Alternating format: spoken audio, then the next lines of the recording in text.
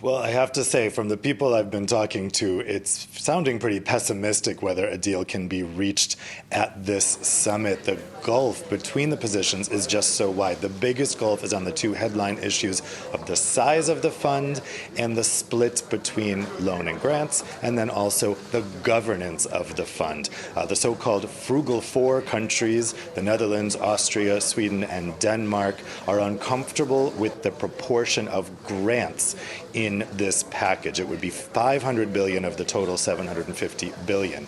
This is money that EU countries wouldn't have to pay back, but the money has to come from somewhere. The EU as a whole would borrow it on the international markets and use the credit of all 27 countries to get that. It would basically be behaving as a country for those international loans. And the southern European countries hardest hit by this virus would benefit from the good credit of the northern European countries. Those countries are skeptical about that, to say the least, and Mark Rutte from the Netherlands wants at least conditions attached, or that every time a country asks for a grant from this fund, the Council as a whole, all 27 EU countries, would have to approve it. In other words, one country could veto it.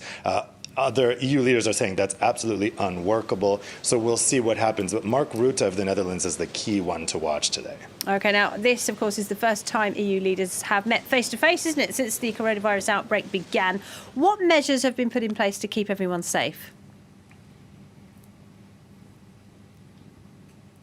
Yeah, this is a really unusual summit. EU leaders have been meeting by video over the past 4 months during the pandemic, but at the last meeting in June, they really concluded that it was unlikely they were going to be able to come to an agreement on this fund and the budget virtually. They had to come here to Brussels and meet in person. But they're really going to be the only ones in the room. Journalists can't be inside the building. As you can see, I'm not there.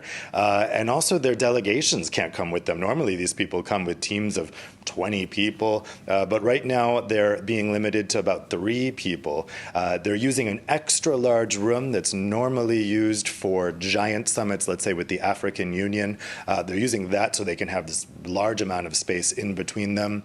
In the bilaterals, they're also using really large rooms to have the biggest circulation of air possible. Obviously, all the spaces have been deep cleaned and disinfected before they arrived, and everyone working there, the caterers, the cleaning staff, they're all being required to wear masks, and I think have all had their temperatures taken. So this is a summit that's in an unusual atmosphere. It's particularly strange for the journalists because usually we're getting briefed. People come down from the meeting and tell us what's going on. Now we're being briefed kind of by WhatsApp groups. It's a strange summit, but this may be the reality for some time to come. Yeah, certainly looks that way, doesn't it, Dave? Thank you very much indeed. Dave Keating there in Brussels.